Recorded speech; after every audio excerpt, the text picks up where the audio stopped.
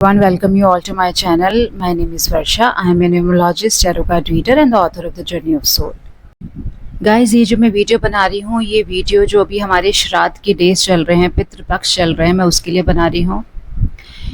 ये जो वीडियो वैसे बनाने में मैं थोड़ा सा लेट हो गई हूँ, बट मुझे आज मॉर्निंग में ही कुछ डाउनलोड और कुछ मैसेज मिला, जिसकी वजह से ये मैं आज जो है बना रही हूँ। इस वीडियो को सुनने के बाद अगर आप अभी से आज से भी कुछ चीज़ें जो मैं आपको बताऊंगी, जो यूजुअली आप करते हैं, बस मैं थोड़ा तरीका बताऊंगी जो डिफरेंट होना चाहिए, अगर आप करते हैं तो ये जो है आपके लिए बहुत बेनिफिशियल हो सकता है एंसेस्ट्रल डिफेक्ट को क्लियर करने के लिए।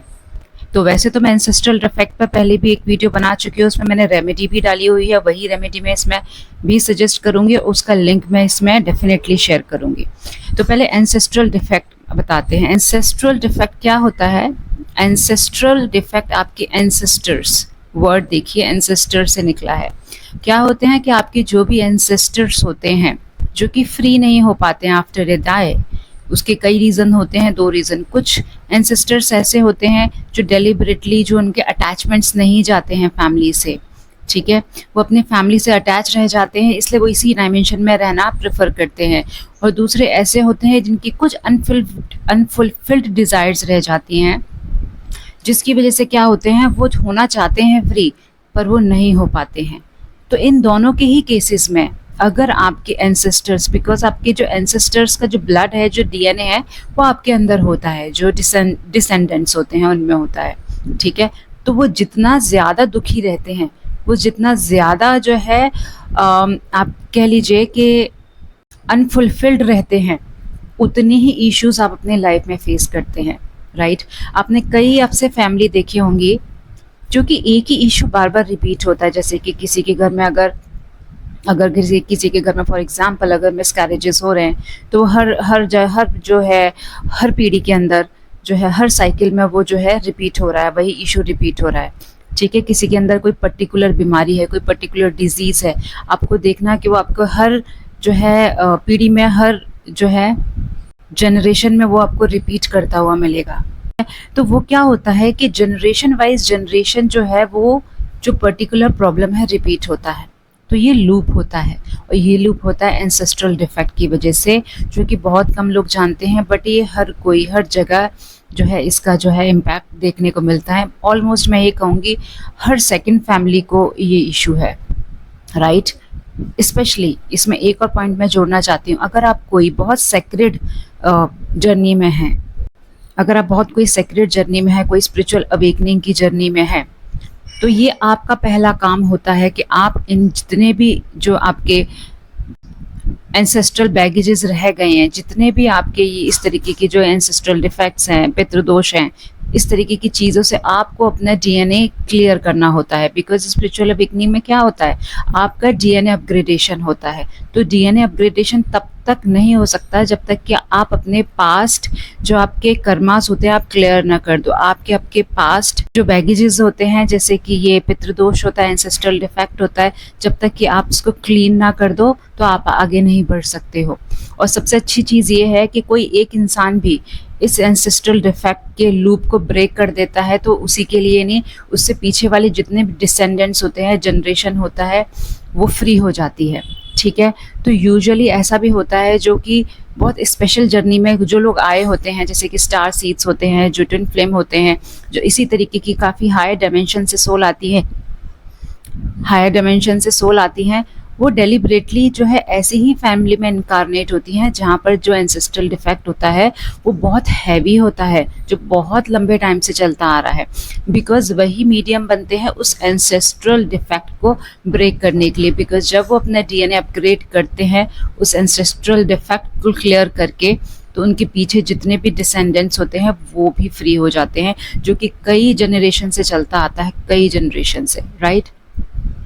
तो अभी ये जो दिन है बहुत इम्पॉर्टेंट दिन है, बिकॉज ये जो पोर्टल्स होते हैं, ये जो एक तरीके से पोर्टल कह लीजिए, ये जो 14 डेज होते हैं, 14 डेज का होता है, जिसके अंदर जो आपके जो पितृ होते हैं, आपके हमारे जो एंसेस्टर्स होते हैं वो एक्टिव होते हैं, ठीक है। तो ऐसे में क्या करना है, यूजुअली हमको पता है, मैंने एक छोटी सी रेमेडी बताई थी, मैं उसका लिंक भेज दूंगी, जो कि मैंने वाटर से रिलेटेड बताई थी।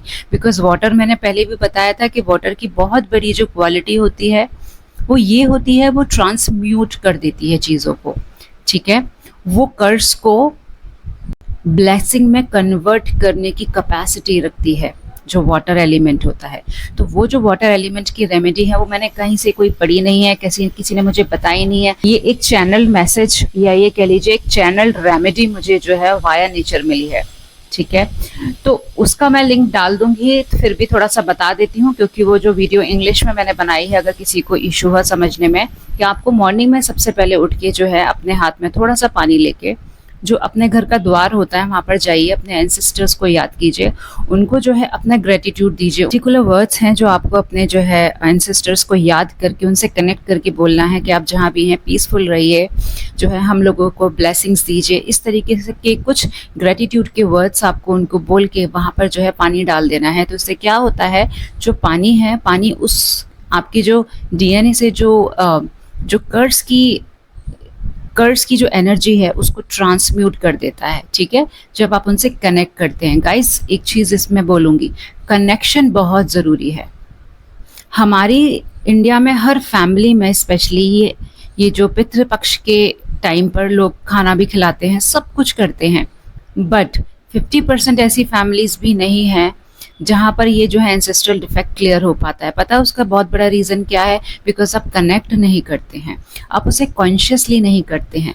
तो इस वीडियो को बनाने का मेरा पर्पस यही है कि जो आप कर रहे हैं आप उसे कीजिए, पर उसको कॉन्शियसली कीजिए। बिकॉज वो जो अदर डायमेंशंस के बीइंग है ना, जो आपके एंसेस्टर्स हैं, वो आपकी जो एनर्जी है उससे कनेक्ट कर पाते हैं, ठीक है। आप उस एनर्जी को ब्रिज बना के जब किसी को कुछ खिलाते हैं, उसको ब्रिज बना के जब आप जो है पानी का तर्पण करते हैं या किसी को पानी ऑफर करते हैं, तो वही एनर्जी है ट्रांसम्यूट होती है, राइट। तो वो कनेक्शन अगर आप इस्टेब्लिश नहीं करेंगे तो आप क्या कर रहे हैं, सब कुछ थर्ड डायमेंशन में जो है आप कर रहे हो, जो भी चीज़ें आप कर रहे हो, बट वो वहाँ तक नहीं पहुँच रहा है। कनेक्ट करना बहुत ज़रूरी है, ठीक है। तो जो आप कर रहे हैं कीजिए, जो मैंने आपको रेमेडी बताई है, प्लीज़ वीडियो का लिंक भी मैं आपको दे दूँगी। इसके अलावा जो आप है डॉग्स को, काऊ को, आप उनको खिलाइए डेली जितना हो सके। अगर आप दोनों टाइम खिला सकते हैं तो प्लीज़ वो कीजिए, एक टाइम खिला सकते हैं तो एक टाइम कीजिए।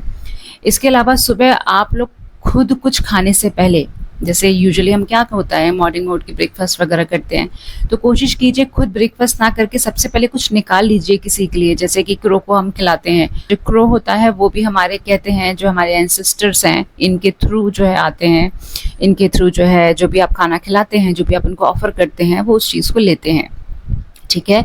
तो जितना भी हो सके एनिमल्स को हैं, पशु पक्षी हैं, इनको आप खिलाइए।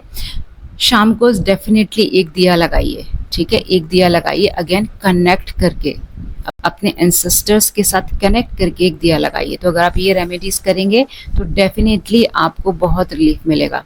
और गाइज अगर आप लोगों को पता है कि आपकी फैमिली में बहुत ज़्यादा हैवी एंसेस्ट्रल डिफेक्ट है, तो मैं आपको सजेस्ट करूँगी कि ये जो पितृपक्ष होते हैं उसके निकलने के बाद भी इस रेमेडी को आप कंटिन्यू करिए। एटलीस्ट 2 चीज़ों को तो आप कंटिन्यू कर सकते हैं। पहला जो मैंने पानी की रेमेडी बताई है वो, सेकेंड एक दिया लगाने की, ठीक है। तो मैं आपके लिए रिपीट कर देती हूँ सारी चीज़ें, इसको ध्यान रखिएगा।